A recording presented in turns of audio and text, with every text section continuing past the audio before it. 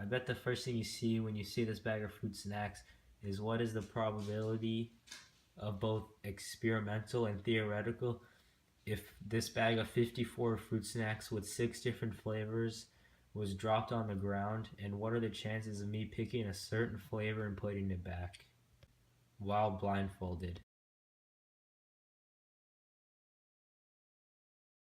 These are amazing fruit snacks. Slap cam.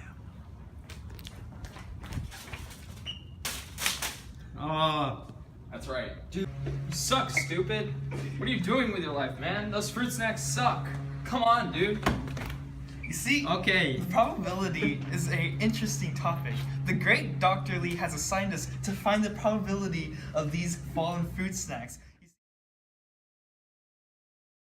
Theoretical probability is what is supposed to happen. So it's what you do before an experiment. So on the bottom for 54, you should have the possible outcomes so there's 54 total fruit snacks and we have only 12 strawberries. So that means out of 54 total fruit snacks, you have a 22.2% of getting a strawberry.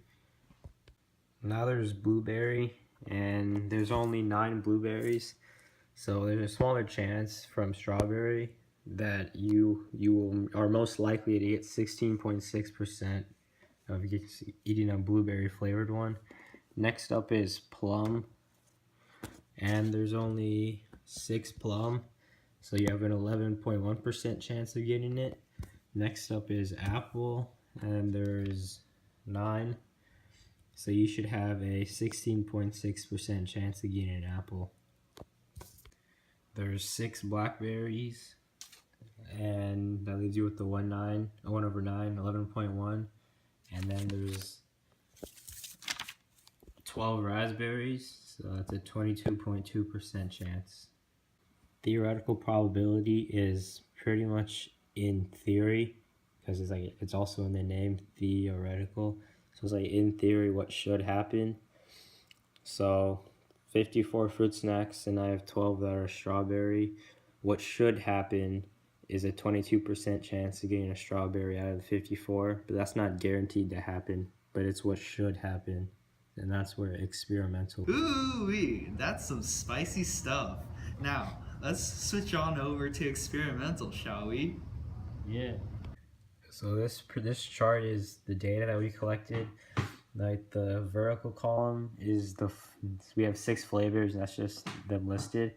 And this is the numbers of times that we chose the flavor out of 54 times that we chose. So for example, strawberry, we chose total 54 times. For every fruit snack we got, we put it back in the pile, and we only got 6 strawberry, which is pretty different from our theoretical, which is what we're supposed to get. We only got 12 out of 50. Where you're supposed to get is 12 out of 54, but this we only got 6 out of 54 trials, not fruit snacks. But there is 54 total fruit snacks. Another big difference is plum. We got 1, we only got 1 plum out of 54 times we chose, and that's the biggest difference, considering how you're supposed to get 6 plum flavors out of 54 fruit snacks.